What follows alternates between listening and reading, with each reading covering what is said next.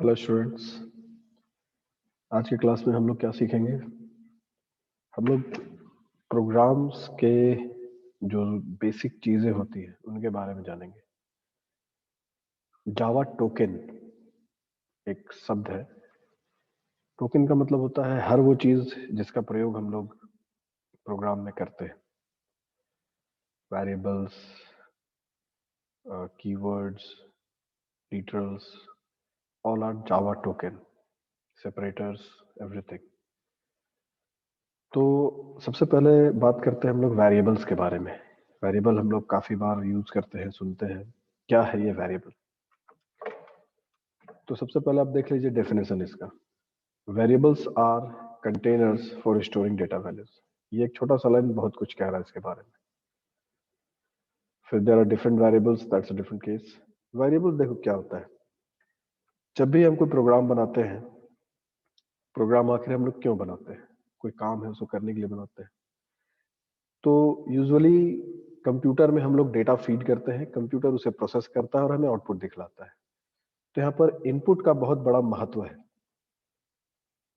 Computer में input होने का बहुत महत्व है। मतलब अगर हम कोई डेटा कंप्यूटर को देंगे तभी वो उसको प्रोसेस करेगा और तभी वो उसका रिजल्ट हमें मिलेगा। तो डेटा हम लोग जो कंप्यूटर को फीड करते हैं, इनपुट करते हैं या फीड करते हैं, चाहे जो भी सोर्स हो, हमारा कीबोर्ड से फीड करें या किसी और सोर्स से फीड करें डेटा इनपुट। तो डेटा अगर हम भेज रहे हैं कंप्यूटर के अंदर तो वो कहीं ना कहीं स्टोर होगा, किसी जगह पे रखा जाएगा उसको। ठीक है। मान लीजिए आप कोई सामान खरीद के ला रहे हैं तो उसको कोई कहीं कोई कंटेनर में आप रखते हैं, किसी जगह पे रखते हैं। उसी तरह से जब भी कंप्यूटर के अंदर डेटा एंट्री होगा तो वो कहीं ना कहीं स्टोर होता है। तो कहाँ स्टोर होगा? तो ऑब्वियस है कि वो रैम में ही स्टोर होगा, प्राइमरी मेमोरी में। फिर वो परमानेंट सेव करना है तब हम उसे सेकेंडरी स्टोरेज में भेजते हैं। बट प्राइमरीली पहले वो रैम में स्टोर होता है। तो रैम में कैसे स्टोर होता है? तो रैम एक्चुअली स्पेस का भंडार है। कहीं एक बहुत बड़ा स्पेस है। कैसा है ये आप ऑलरेडी जानते हैं, बट मैं फिर से आपको एक बार एक्सेल के माध्यम से समझाना चाहूंगा कि रैम का जो भी कैपेसिटी होता है, फॉर एग्जांपल हमारे पास मान लीजिए 1 GB रैम है। ठीक है, रैंडम एक्सेस मेमोरी। तो 1 GB में कितने बाइट्स होते हैं वो हम पहले निकालते हैं। बाइट्स क्या है? एक यूनिट होता है मेमोरी सेल का। जैसे एक अलमारी में बहुत सारे रैक्स होते हैं, उसी तरह से रैम में भी बहुत सारे रैक्स समझ लीजिए होते हैं, जिन्हें हम लोग मेमोरी सेल कहते हैं, मेमोरी सेल। और हर एक सेल का एक निश्चित कैपेसिटी होता है और वो कैपेसिटी होता है 1 byte. 1 byte which is equal to 8 binary digits, जिसे हम लोग क्या कहते हैं? बिट्स कहते हैं। 8 bits. 1 byte is equal to 8 binary और 8 बिट। तो एक जो सेल होता है रैम का, ये मान लीजिए ये एक सेल है, बट मान लीजिए कि यही होता है। और एक एक सेल जो आप देख रहे हैं ये मेमोरी सेल है। सबका नाम भी रहता है, जैसे होटल में कमरों का नाम रहता है ना, room number 1, room number 2, room number 3, या हॉस्पिटल में रहता है रूम नंबर। वैसे ही इन सभी सेल्स का एक नाम होता है और वो नाम कुछ और नहीं, एक नंबर ही होता है कि हाँ ये सेल नंबर 1 है, ये सेल नंबर 2 है, ये सेल नंबर 3 है, लाइक दिस। तो हम लोग अभी ये जानेंगे कि 1 GB रैम में कितने बाइट्स होते हैं। सबसे पहले तो 1 GB में कितने किलोबाइट मेगाबाइट होते हैं? 1024 MB make 1 GB, of course. और 1 MB में कितने किलोबाइट्स होते हैं? 1024 किलोबाइट्स आते हैं। और 1 KB में कितने बाइट्स होते हैं? तो 1024 बाइट्स आते हैं। तो अभी हम इस फॉर्मूला से क्या कर रहे हैं, निकाल रहे हैं या पता लगा रहे हैं कि 1 GB में कितने मेमोरी सेल्स होंगे, छोटे छोटे। छोटे छोटे मीन्स 1 बाइट के।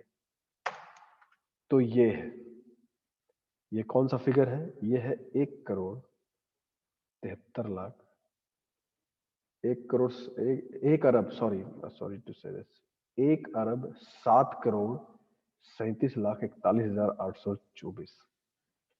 तो 1 GB के रैम में 1 अरब 7 करोड़ से भी ज्यादा, 1 अरब 7 करोड़ 37 लाख से भी ज्यादा एक एक बाइट के मेमोरी सेल्स होते हैं। और सबका नंबरिंग क्या रहता है, सेल नंबर 1 2 3 और इस तरह से लाइन से।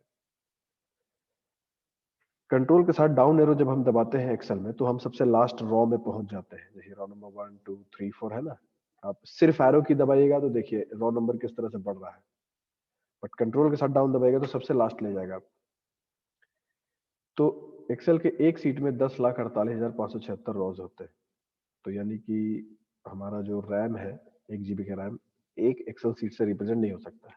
फिर भी 1 अरब बहुत बड़ा फिगर होता है, ये आप ध्यान में रखिए। 1 GB का रैम अगर है, वही अगर आपके पास 4 GB का रैम है तो आपके पास कितना स्पेस है, आप 4 इंटू दिस कर दीजिए। दिस इज द फिगर, 4 अरब 29 crore 49 lakh and these figures are there. मतलब बहुत ज्यादा स्पेस, 4 GB खुद एक बहुत बड़ा स्पेस होता है। और जब भी हम प्रोग्राम बनाते हैं और उसमें कुछ इनपुट कराते हैं तो हम इसी स्पेस का इस्तेमाल करते हैं। या जब भी कोई प्रोग्राम लोड होता है तो रैम में लोड होता है और इतना जो स्पेस अवेलेबल है वहीं कहीं पर लोड होता है, वो काम होता है। तो ये वेरिएबल क्या है भाई, तो वेरिएबल रैम में ही एक रिजर्व्ड स्पेस होता है, एक जगह हम बुक करते हैं, एक रिजर्व करते हैं जगह किसी डेटा को रखने के लिए। नो मैटर इज कि किस तरह का डेटा को रखने के लिए। तो डेटा कितना तरह का होता है, तो डेटा भी बहुत तरह का होता है। हम अपने अगले क्लास में से भी देखेंगे डेटा टाइप्स, बट अभी फिलहाल आप वेरिएबल समझिए।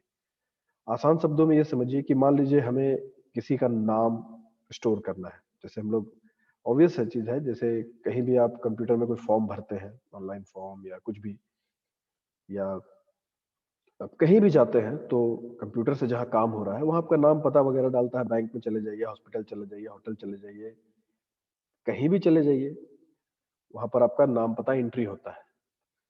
तो यही है डेटा, किसी का नाम, किसी का पता, किसी का उम्र, डेट ऑफ बर्थ, वो क्या काम करता है, उसे कितने भाई बहन है, ये इसी को डेटा कहते हैं। और क्या होता है डेटा, यही है डेटा। वो किसी सब्जेक्ट में कितना नंबर लाया है, उसने कितने परसेंटेज स्कोर किए हैं, उसका सैलरी क्या है, प्रोडक्शन कितना हुआ, या कितना का प्रॉफिट हुआ, लॉस हुआ, ये सब फिगर्स है और इन्हीं को डेटा कहा जाता है। तो प्रायः अक्षर होते हैं, अक्षरों को मिला करके हम डेटा बनाते हैं। जैसे किसी का नाम अगर लिखना है तो अक्षरों को मिला लिए, मोहन, MOHN, ये 4 5 अक्षर मिलके मोहन बना दिए। ये एक तरह का डेटा हो गया, इन्हें अक्षर या स्ट्रिंग्स भी कहते हैं। दूसरा बेसिक डेटा है वो है नंबर्स, किसी का एज, किसी का सैलरी, किसी का मार्क्स, किसी का प्रॉफिट या लॉस या कुछ भी, अकाउंट नंबर, बैंक बैलेंस, ये सब नंबर है। तो मुख्यतः मोटे तौर पर 2 तरह का डेटा होता है हमारा, अक्षरों से जो बनता है जिसे हम लोग स्ट्रिंग कहते हैं, और नंबरों से बनता है जिसे न्यूमेरिक डेटा कहते हैं। तो फिलहाल यही समझते हम लोग, बाकी डिटेल में हम लोग बाद में समझेंगे। तो न्यूमेरिक डेटा को रखने के लिए हम अलग व्यवस्था बनाते हैं,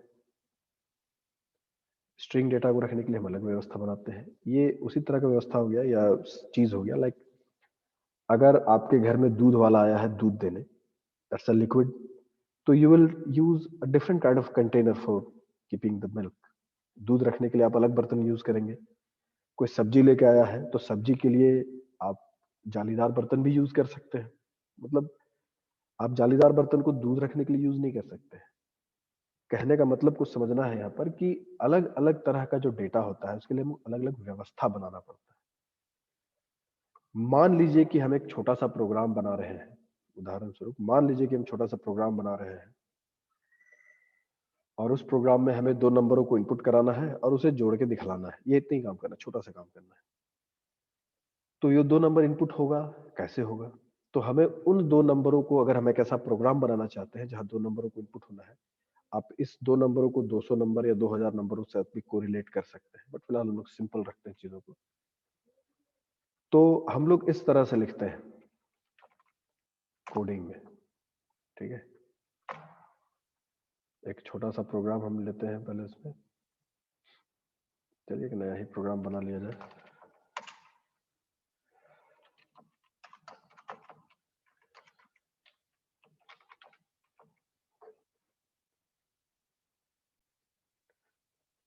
तो एक छोटा सा प्रोग्राम आपके सामने है, ये जो मैंने टाइप किया।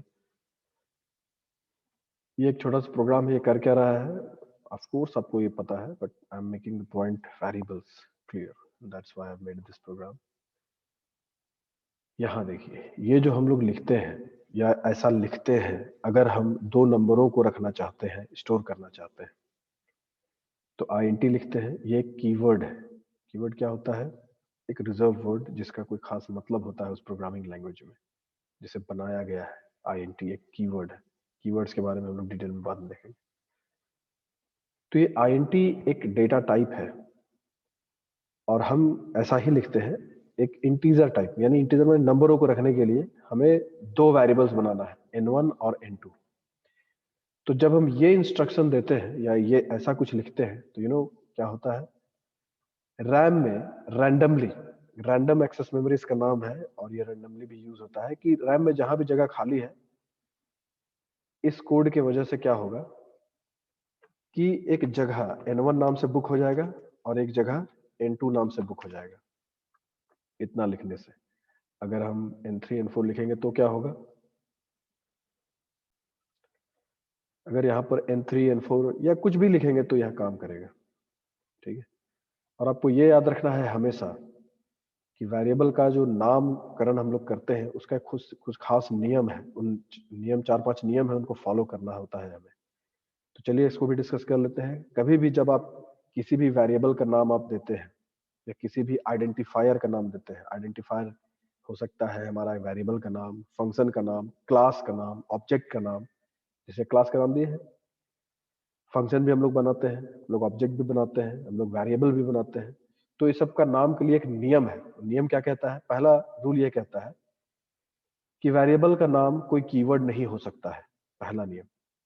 जैसे आईएनटी एक कीवर्ड है, ये कीवर्ड या पब्लिक या स्टैटिक या वॉइड या क्लास, ये सब कीवर्ड्स हैं।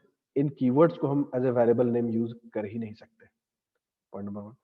पॉइंट नंबर 2 ये है कि वेरिएबल का पहला अक्षर कोई नंबर नहीं हो सकता है। यानी कि n1 तो हम लिख सकते हैं, मगर 1n ये नहीं लिख सकते। ये भी नियम है किसी वजह से। ठीक है। यानी वेरिएबल जब भी हम लिखेंगे तो उसमें पहला अक्षर जो होगा वो नंबर नहीं होगा। तो क्या होगा? तो जो भी अलाउड अक्षर से वो होंगे, है ना। जैसे ए टू जेड हो सकता है, कैपिटल में या स्मॉल में। और कैपिटल स्मॉल आगे होता है, मैंने लास्ट क्लास में बताया था आपको। ए टू जेड अक्षर हो सकता है, और एक अंडर स्कोर हो सकता है, बस इतने ही। और नंबर्स हो सकते हैं। ए टू जेड अक्षर, कैपिटल एंड स्मॉल। एक स्पेशल कैरेक्टर के नाम पे एक अंडर स्कोर हम लोग यूज कर सकते हैं। अंडर स्कोर किसे कहते हैं? ये है अंडर स्कोर। जैसे एन अंडर स्कोर 1, ये अक्षर को अंडर स्कोर कहा जाता है। स्पेशल कैरेक्टर में यही अलाउड है। तीसरा रूल ये है कि कोई भी और स्पेशल कैरेक्टर्स अलाउड नहीं है, यानी कि @ hash, dollar, percent, this that, ये सब कुछ भी अलाउड नहीं है वेरिएबल नेमिंग में और आइडेंटिफायर्स का नाम देने में। वेरिएबल्स आई मीन टू से कि कोई भी नाम, जैसे क्लास का नाम, फंक्शन का नाम, ऑब्जेक्ट का नाम, वेरिएबल का नाम, ये सब अक्षर उसमें अलाउड नहीं है। ये जो नियम मैं बता रहा हूँ इन सभी चीजों के लिए बता रहा हूँ। तीसरा, स्पेस अलाउड नहीं है। वेरिएबल के नाम में आप स्पेस नहीं दे सकते हैं। यानी कि अगर हम वेरिएबल बनाना चाहते हैं num स्पेस 1, तो ये नहीं होगा, ये नहीं हो सकता है। ये याद रखना है। तो यही सब कुछ 4-5 नियम है, आपको ध्यान में रखना है बस। तो जब भी हम ऐसा करते हैं तो रैम में कुछ जगह रिजर्व हो जाता है। रैम में अभी अभी हमने देखा कि कितना स्पेस अवेलेबल है। ठीक है, बहुत स्पेस अवेलेबल है। 4 GB का रैम है, तो 4 अरब कई करोड़ मेमोरी सेल्स है वैसे। तो जब भी हम कोई वेरिएबल बनाते हैं तो रैम में उतना जगह, जहां पर जगह अवेलेबल है, रैंडमली या सीक्वेंसली, जैसे भी सुविधा हो रहा है सिस्टम को, ऑपरेटिंग सिस्टम को, उतना जगह वो रिजर्व कर लेता है। तो भाई कितना जगह रिजर्व करता है? तो जैसा कि मैंने बताया कि अलग अलग डेटा टाइप्स होते हैं। आईएनटी उनमें से एक है। कई सारे डेटा टाइप्स होते हैं, उनमें से आईएनटी एक डेटा टाइप है। हम लोग डेटा टाइप को डिटेल में आगे क्लासेस में देखेंगे। तो आईएनटी जो है वो 4 बाइट जगह लेता है, 4 बाइट्स। क्यों लेता है भाई? क्यों लेता है मतलब सीधा सा बात है। अगर हमें, हमारे घर में भी तरह तरह के कंटेनर्स है। कोई 1 लीटर का कंटेनर है, कोई 2 लीटर का कंटेनर है, कोई 4 लीटर का कंटेनर, कोई 10 लीटर का कंटेनर है। तो जैसा हमें सामग्री रखना है उस हिसाब से हम बड़े या छोटे कंटेनर्स को इस्तेमाल करते हैं। उसी तरह से यहाँ पे बहुत सारे डेटा टाइप्स है। तो आईएनटी उनमें से एक है जो 4 बाइट जगह लेता है। 4 बाइट ही क्यों लेता है इसका हम लोग डिटेल में डिस्कशन बाद में देख लेंगे। तो N1 जब हमने बनाया तो 1 2 3 4 वो 4 बाइट जगह खुद के लिए रिजर्व कर लिया। ठीक है। N2 जब हमने बनाया तो उसने भी 4 बाइट जगह अपने लिए रिजर्व किया, set it with a different colour. ठीक है। अब इसमें हम नंबर को रखेंगे। ये 4 मेमोरी सेल हमारा समझ ले 4 बाइट में से कि N1 के लिए रिजर्व हो गया और ये 4 N2 के लिए रिजर्व हो गया। इन्हें ही वेरिएबल कहा जाता है। इसी का काम है कुछ स्टोर करके रखना। अब कैसे स्टोर होगा उसमें, तो इनपुटिंग कई तरीके से होता है। तो एक पहला तरीका है कि हम सीधा सीधी असाइन कर देते हैं। ये असाइनमेंट ऑपरेटर है, एक सिंगल इक्वल टू का साइन। N1 इक्वल्स 5, बहुत आसान है। हम सिर्फ ये इंस्ट्रक्ट कर रहे हैं, अब ये हम इंस्ट्रक्शन टाइप कर रहे हैं, लिख रहे हैं या कंप्यूटर को बता रहे हैं कि भाई अब ऐसा करो कि 2 जगह तो तुमने रिजर्व कर लिया N1 और N2, अब उसमें एक में डाल दो 5, तो N1 का वैल्यू हो जाता है 5। वो भी किस में, बाइनरी में, but I am not going to write binary right now. Binary में 101 एक्चुअली बाइनरी कोड है 5 का, तो बाइनरी फॉर्मेट में वो स्टोर हो गया।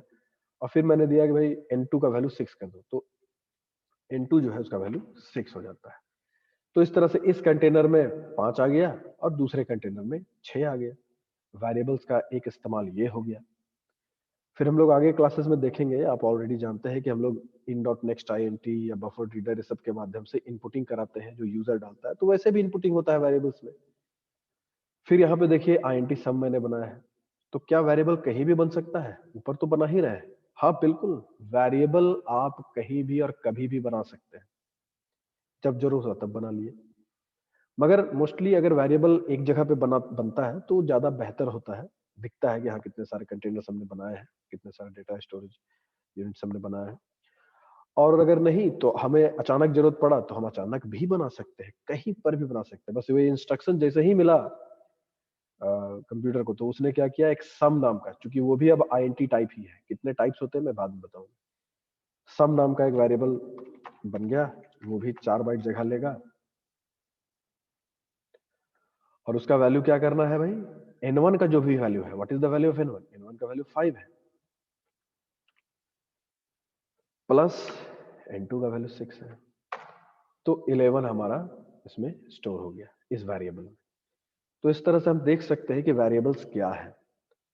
Variable are nothing but the containers to store the data, that's it. और अब आइए एक बार हम लोग देख लेते हैं इस प्रोग्राम को रन करा के भी। इस प्रोग्राम को पहले कंपाइल करा लेते हैं, हालांकि एक बार मैंने करा के इसे फाइनल कर लिया है, अब इसे रन करेंगे।